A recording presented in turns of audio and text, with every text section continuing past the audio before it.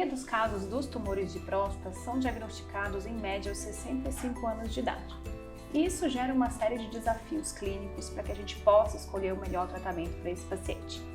Um desafio adicional é o fato de que a maioria dos estudos clínicos não inclui essa população no seu dia a dia, o que traz dúvidas na hora de escolher a melhor conduta terapêutica. A ASCO 2023 esse ano trouxe como tema a necessidade de parceria entre o paciente e a sua equipe de saúde, e isso acaba sendo oncogeriatria. Eu sou Lucila Ponte, sou médico oncologista e parte do time da Oncogeriatria Brasil, e hoje estou aqui com a doutora Poliana Souza, médica geriatra, também parte do nosso time. Tudo bem, Poli? Obrigada por estar aqui conosco. Obrigada. E hoje a gente vai discutir um tema muito relevante, né? Como avaliar um paciente idoso no consultório. Poli, eu vou te dar aqui uma situação hipotética. Estou no meu consultório, chega um paciente de 75 anos de idade, câncer de próstata metastático, sensível à castração. Então a gente, enquanto oncologista, foi treinado para entender tudo sobre a doença desse paciente. Então eu sei o estadiamento, a questão de HRD, mas sobre a questão geriátrica a gente sabe muito pouco. Então conta pra gente o que a ASCO nos trouxe de diferente, como avaliar esse paciente, o que é a avaliação geriátrica? A avaliação geriátrica, o ideal era que a gente pudesse, né, para todo mundo, e a gente tivesse tempo para fazer uma avaliação geriátrica completa, né? O que é a avaliação geriátrica? A avaliação geriátrica, ela é uma avaliação que se utiliza de vários instrumentos validados para que a gente avalie esse idoso de forma multidimensional. Então, são várias as dimensões que a gente avalia. A gente avalia a dimensão física, com funcionalidade, status nutricional desse paciente. Quando a gente fala de funcionalidade, eu estou falando da capacidade dele de funcionar no mundo, tanto para se cuidar, quanto para a sua vida em sociedade, né? A gente avalia perfil cognitivo, a gente avalia a presença de algum transtorno de humor, a gente avalia questões relacionadas a quais são as doenças que esse idoso possa ter, né, concomitantes ao câncer, por exemplo, qual é o seu perfil de uso medicamentoso, condições sociais, né, quais são as condições sociais desse idoso. Então, uma série de coisas que faz com que a gente identifique problemas que podem estar ocultos, mas que, porém, eles podem ser potencializados pela doença e pelo tratamento oncológico, né?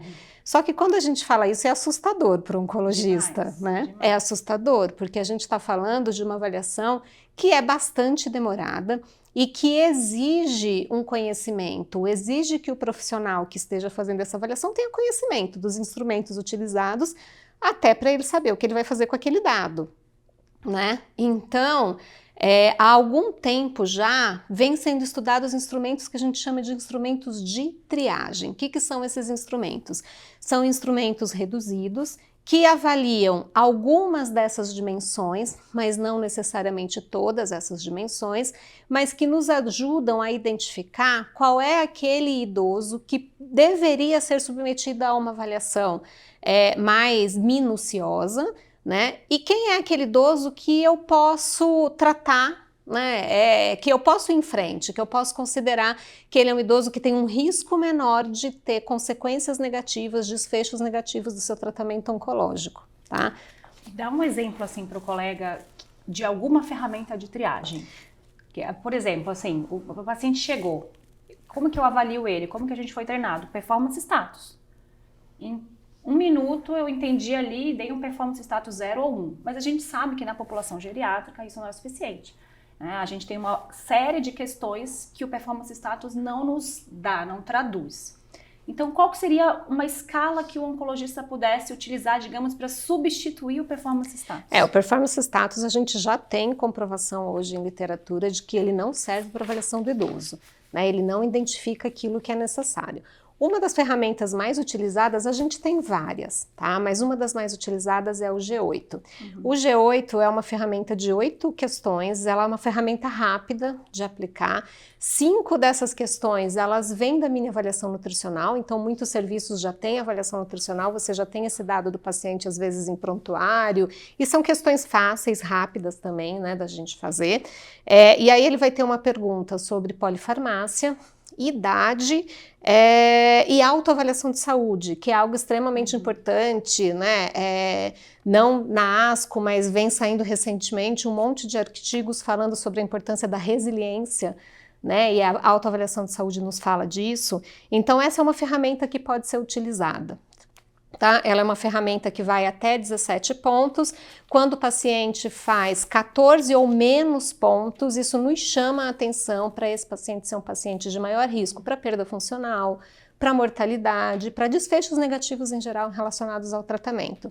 Então, esse é um idoso que deveria ser encaminhado ao geriatra para uma avaliação pormenorizada, tá? Mas a ferramenta já ajuda bastante. Mas teve um trabalho, que acho que, se eu não me engano, foi realizado no Canadá, no Princess Margaret, que tentou avaliar isso. Ele foi uma corte retrospectiva que pegou os dados desses pacientes que foram tratados, né, nesse serviço dos pacientes idosos para tentar identificar quais dessas dimensões da avaliação geriátrica ampla estavam mais relacionadas a desfechos negativos no tratamento desses idosos. Certo. E eles encontraram que a presença de comorbidades foi uma dessas dimensões, né? A alteração cognitiva e histórico de quedas, tá? Então, acho que essas são coisas que tem que chamar a atenção. Eu não tenho quem me ajude a fazer uma avaliação geriátrica no meu serviço. Eu não tenho tempo de aplicar o G8, que seria o ideal. Então, vamos pelo menos observar, né, essas questões. Qual é o perfil de comorbidade? É um idoso muito multimórbido, né? Qual é o nível, o grau de gravidade dessas comorbidades? É um idoso que tem histórico de quedas? É um idoso que está tendo alterações cognitivas? Então, pera lá. Né? Talvez esse idoso mereça uma avaliação maior antes que eu inicie o meu tratamento. Então, assim, vale para a nossa população? Não sabemos. Esse é um estudo canadense, né? A gente não sabe se isso poderia ser reproduzido para nós. Eu acho que a mensagem que deixa precisamos avaliar para nós, né? Precisamos encontrar meios de fazer trabalhos semelhantes para a nossa população. Mas isso já deixa aí uma dica para a gente. Eu acho que o importante também quando a gente conversa sobre avaliação geriátrica com os oncologistas nas aulas e a gente mostra todos aqueles domínios, a gente sente que na hora o colega fica muito impactado porque são informações muito valiosas, mas por outro lado bate essa insegurança. Poxa, eu não sei fazer isso, eu não tenho tempo para fazer isso. Né? Então eu acho que essa informação que você trouxe, né, podemos sim usar uma escala de triagem. E o G8 é interessante porque ele foi validado na população brasileira. Ele foi validado. A gente tem os estudos desenvolvidos ali em Pernambuco, a doutora Jurema, aqui no Sírio-Libanês, a doutora Teodora. Então essa ferramenta já está validada na nossa população, a gente pode usar com segurança. E são 8 perguntas, né? E não é nada muito diferente do que a gente já está habituado a perguntar para o paciente, talvez só a pergunta da autopercepção. É isso que eu ia falar, acho que a autopercepção, né, de saúde desse paciente. A gente tem que treinar a perguntar para o paciente essa questão da autopercepção, né? Então, em relação a outros indivíduos da sua idade, como que você considera que é a sua saúde? Excelente, muito boa, boa, regular? Né? Então, isso a gente precisa criar a cultura, mas você também tocou num ponto fundamental, né? Nessa ASCO, nas sessões educacionais, foi muito discutido a necessidade de ajustar a avaliação geriátrica ampla para o contexto da oncologia. Para a realidade do oncologista, pra realidade, né? Que talvez não vá ser todos aqueles itens, mas eles comentaram muito que os guidelines do NCCN de tratamento do idoso vai ser atualizado e eles vão propor uma avaliação geriátrica abreviada dentro do contexto da oncologia. Né? E por mais que isso possa trazer algum prejuízo na avaliação global, pelo menos a gente vai conseguir ajudar o paciente nas suas principais deficiências. Né? Eu acho que você consegue uma avaliação inicial, você consegue identificar a necessidade de outros encaminhamentos para esse paciente idoso, né? Porque a gente pensa muito na questão de segurança no tratamento, o que eu posso encontrar ali que me dê... que me acenda um farol vermelho quanto à segurança do tratamento, mas eu acho que a coisa mais importante da avaliação geriátrica é a gente encontrar pontos de intervenção, né? Assim, eu encontrei algum domínio alterado naquele paciente, como é que eu posso ajudá-lo a se recuperar né, a ter uma melhora naquele domínio para que eu possa tratá-lo, né, da melhor maneira possível, não tirar dele a chance de ser tratado, né, mas como eu posso ajudar ele nessa jornada do tratamento, né, acho que isso é um dos pontos importantes. Uma outra coisa desse trabalho canadense é que ele mostrou o que para gente... Para muitas pessoas parece claro, mas às vezes não é, né? Que obviamente quanto maior o número de domínios alterados, maior é o risco.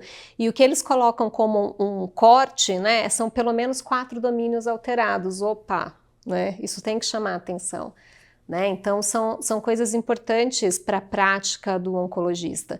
Mas eu acho que tem coisas que vão além, né? Assim, a gente fala desses testes, mas a gente pode melhorar essa avaliação. Eu posso usar o teste de triagem e associar ele, por exemplo, a uma avaliação de expectativa de vida. Isso é fundamental. Também foi muito comentado, porque a gente passa por um momento de reentender o tratamento do câncer de próstata. A gente está discutindo muito intensificação de tratamento. E aí, quando você tem um paciente idoso, você se questiona, poxa, será que é para todo paciente? E aí entra a expectativa de vida. Então, tem que entrar na sequência a escala de triagem e expectativa de vida. Agora, como que você calcula a expectativa de vida? A gente fica ali no feeling, no shape. Conta pra gente como que a gente objetiva essa avaliação. Então, na verdade, hoje a gente tem até algumas universidades, a gente tem uma ferramenta bastante importante que é disponibilizada por uma universidade americana, que é o ePrognosis, né? E ele está sempre em atualização, então a gente está sempre utilizando os instrumentos de forma atualizada. Lá você tem a possibilidade de usar algumas escalas prognósticas para que você possa ter uma estimativa, né, na verdade, da expectativa de vida, do risco de mortalidade desses pacientes, e você pode escolher ferramentas que te dão a possibilidade de calcular em 5 e 10 anos, por exemplo. A gente tem 2 ferramentas que são validadas para a população americana, né, que é o Schomburg e o Lee. São 2 ferramentas aí importantes. Normalmente você preenche um questionário só lá no site e ele já te dá o resultado para essas 2 ferramentas. A gente acaba utilizando muito também na nossa prática aqui no Brasil, mas ela não é uma ferramenta validada na nossa população. Mas para a nossa população a gente tem a possibilidade de usar a Suemoto, né, cuja autora principal é uma brasileira. Ele não é uma ferramenta que foi feita só para a população brasileira, na verdade, é uma ferramenta onde eles utilizaram de populações de vários países, mas dentre essas populações tem a nossa, né? Então, ela é uma ferramenta que a gente pode usar para a nossa população e ela dá a probabilidade, né, a chance de mortalidade, a estimativa de mortalidade para o paciente em 10 anos. Então, são ferramentas aí que nos ajudam, né? E aí a gente vê, né, se esse paciente é um paciente que tem uma possibilidade, né, de mortalidade maior que 50% nos próximos 5 anos, por exemplo, poxa, né, será que de fato o câncer é o grande problema desse paciente? Ou são os seus outros problemas de saúde? É importante ressaltar que nessas ferramentas, elas não são utilizadas só para pacientes oncológicos, elas são ferramentas, né, para avaliação de população geral. Então lá você tem, dentre as questões, se esse paciente tem câncer ou não. Tá? O importante para a gente, quando está avaliando um paciente para tratamento oncológico e onde a gente quer essa resposta, qual é a chance dele de falecer por outras doenças que não o câncer, a gente tem que lembrar de não colocar o câncer na nossa conta, né? Na hora que eu quero saber a possibilidade desse paciente falecer nos próximos anos sem câncer. Sim, esse é o pulo do gato. Eu quero saber o quanto, né, é a doença oncológica que está impactando isso, ou o quanto ele já está impactado por outras questões de saúde. Então, acho que isso é uma coisa importante para a gente fazer, né, esse raciocínio do tratamento. Essa lembrança de estimar a expectativa de vida. Porque, assim, o número mágico, né, a recomendação que ficou foi: se você faz avaliação geriátrica, se você calcula a expectativa de vida e aquele indivíduo tem uma expectativa de vida acima de 5 anos, você pode sim discutir intensificação de tratamento. Então, acho que isso é um conceito importante para os colegas. E você já comentou essa questão da intervenção, né? O que a avaliação geriátrica vai nos trazer de mais valioso? Poder intervir. Naquela primeira consulta, às vezes você ainda não entendeu se esse paciente vai fazer um tratamento mais intenso ou não, mas com certeza ele vai sair do meu consultório com uma prescrição de um ADT, de um bloqueio hormonal. Né? E a gente sabe que tem todas as consequências que esse tipo de tratamento causa na população idosa. Comenta um pouquinho pra gente assim, o que o colega não pode deixar de pensar antes de prescrever aquele bloqueio, para que o paciente tenha uma jornada mais segura, digamos assim. Eu acho que tem algumas coisas importantes, né, da gente considerar. A gente tem que lembrar que é uma terapia, né, relacionada à pior saúde óssea, né, uma terapia que interfere na saúde óssea, que se eu não tomo medidas, né, para prevenir perda de massa óssea, para prevenir fraturas, então eu estou colocando esse paciente em risco, então isso é uma das coisas que a gente tem que estar atento, né? Como já é a saúde óssea desse idoso, ele já tem alguma alteração, ele já tem uma osteoporose, mas independente dele ter ou não, a gente tem que orientar medidas de estilo de vida mesmo, né, para esse idoso. A gente tem que ficar de olho na ingesta de cálcio e vitamina D, de repente corrigir, manter, né, uma manutenção tanto do cálcio quanto da vitamina D para esse paciente, orientar a atividade física, acho que isso é extremamente importante. Dentre esses riscos, também está o risco de perda de massa muscular, né, que é algo que pode levar esse paciente à fragilização e perda da sua funcionalidade. Então a gente também tem que estar atento, né? Aqui de novo a recomendação de mudança de estilo de vida, de atividade física. Um outro risco importante é o aumento de risco para doenças cardiovasculares nesses pacientes. Então aqueles que já vêm para a gente, né, para iniciar o tratamento e já é portador de alguma doença cardiovascular, esse paciente tem que ter a sua comorbidade cardiovascular extremamente bem acompanhada, tá? Ele tem que estar compensado, a gente precisa ficar de olho nisso, né? Então, é o oncologista que vai fazer isso? Provavelmente não, mas ele tem que chamar a atenção do paciente para essa necessidade, né, dele estar mantendo o controle da sua doença cardiovascular. E, de novo, aqui, o nosso papel na prevenção de eventos, que a gente sempre vai cair, né? A raiz do problema é a mesma, né? Então a gente vai cair de novo na questão de mudança de estilo de vida, né? Esse paciente precisa ser orientado a fazer atividade física, ele precisa entender que isso é parte do tratamento dele, né? Não é algo secundário, é tão importante quanto todo o restante do tratamento oncológico.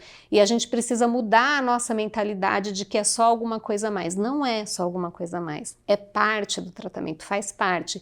Se eu vou tratar e quero ter uma jornada de tratamento melhor, eu preciso entender que eu tenho que fazer atividade física, claro, né? Que eu tenho que cuidar da minha alimentação, que eu tenho também esse papel, né, de aderir, né, a todas essas questões que são parte também do tratamento. Então esses são pontos importantes para a gente estar atento quando a gente vai começar uma terapia, né, de uso de antiandrogênicos, né, para o tratamento do câncer de próstata, né? A gente não pode esquecer que tem consequências e elas precisam ser prevenidas e cuidadas. Muito bom, acho que deu para a gente fazer um apanhado, acho que os colegas já estão orientados por onde começar, né? Se vocês querem se aprofundar mais no assunto, o Educational Book da ASCO desse ano tem um capítulo só com tratamento de câncer de próstata no idoso, tá sensacional. A gente tem os guidelines do NCCN, os guidelines da CIOG, a Sociedade Internacional de Oncogeriatria, e claro, a gente tem a página da Oncogeriatria Brasil, em que você pode acessar os cursos relacionados ao tratamento de cada patologia no idoso com câncer. Muito obrigada, até a próxima. Até!